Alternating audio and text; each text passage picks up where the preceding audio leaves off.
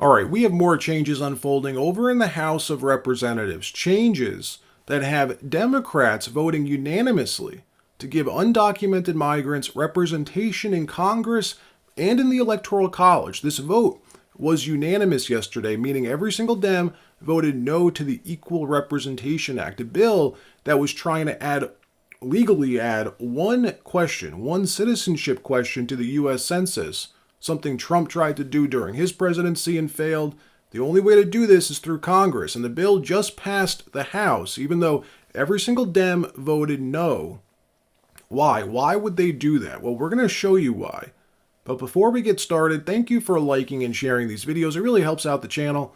And consider subscribing so you don't miss these regular updates. Every now and then, a bill makes its way to the floor that's important, that actually matters, that's more than just words on paper. We saw this a few weeks ago with the FISA reauthorization. Unfortunately, that bill passed. Well, it happened again yesterday. Another important bill brought to the floor that actually matters.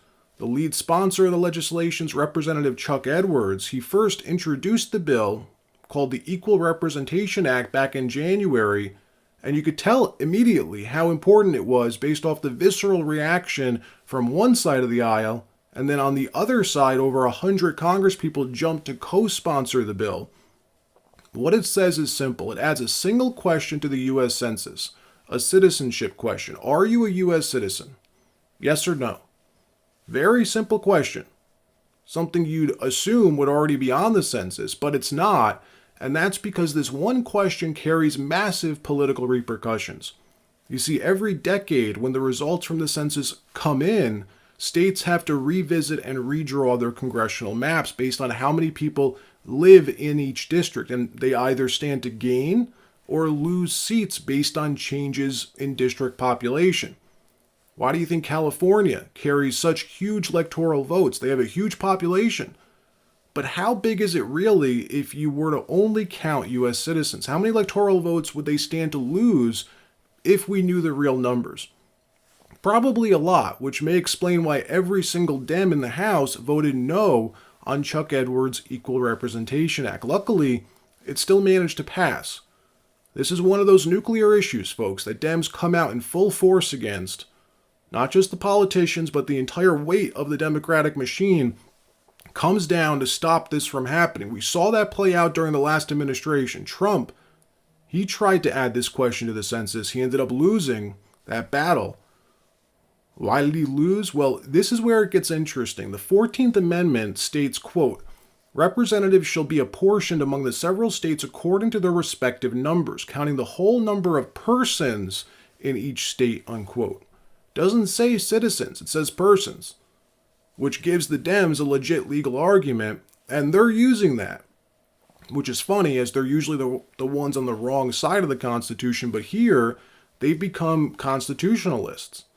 So much so that the Supreme Court ruled against the Trump administration about this, which is why to do this, they had to go through the Congress, and it just did, and it passed. Unfortunately, the White House strongly opposes the bill, saying it violates the 14th Amendment of the Constitution to count all persons.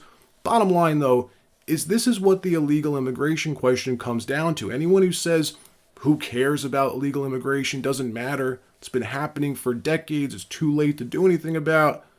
This is why that argument doesn't hold weight. The way our political districts are drawn, the way certain states obtain more electoral votes than others, comes down to sheer population. And electoral votes wins elections in this country, so it's important.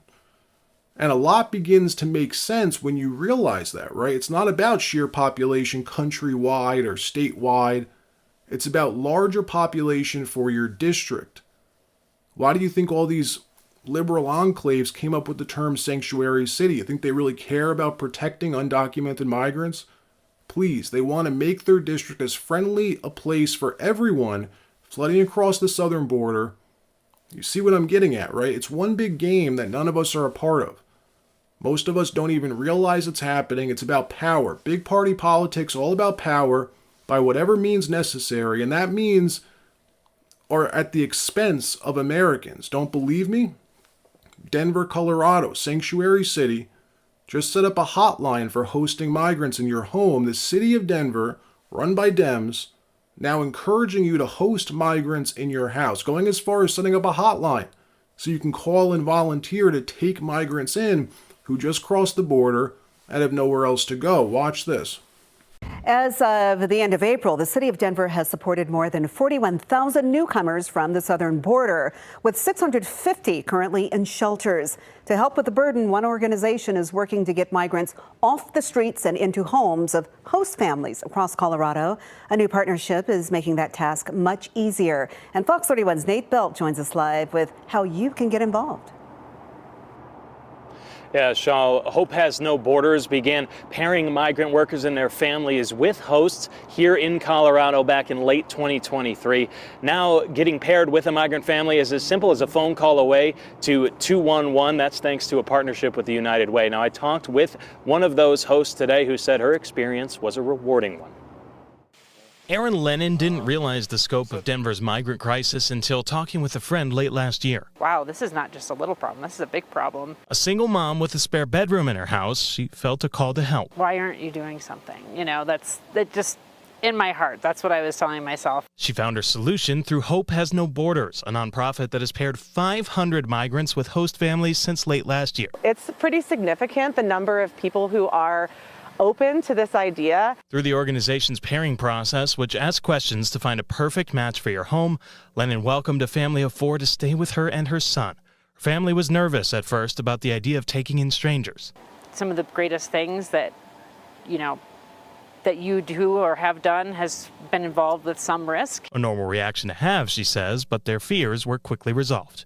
We cooked meals together, we cleaned house together, we just were a community with each other. Lennon hasn't been alone either. Hope Has No Borders is providing financial stipends that are negotiated sort of on the need of the host. Help with things like food or even utility bills. After spending 7 weeks with Lennon, the family's now taking care of themselves, living on their own in an apartment. Look, they've purposely allowed this problem to get to this point, the Biden administration. And now they're encouraging you to open your house to fix their mistake. And you know what will happen next, right? If you don't do this or if you speak out against it, they'll eventually start to come after you, call you soulless or cruel or all the rest. And it gets worse, folks. They're now offering to pay you to host undocumented migrants in your house. Michigan offering citizens $500 per month to house undocumented migrants. They're using your tax dollars to pay for their mistakes. And once this starts, it's hard to end, right? Anytime government starts giving away money, it's hard to turn that off. And it's the people who are hard off who will take advantage of this. If you're having trouble paying your rent and you can get an extra $500 a month to host a few of these migrants, why wouldn't you? It's another scam that they create and use our money to pay for. It's just nuts. Here's the vote total. You can see it on your screen. A party line vote to add that one single citizenship question to the census.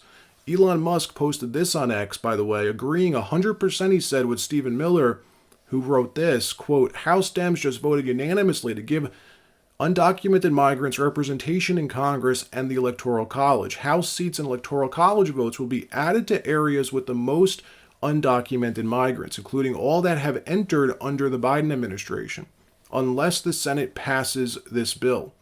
Invasion by design, he writes, unquote. All right, that wraps up this video. Like, subscribe. We'll see you next time.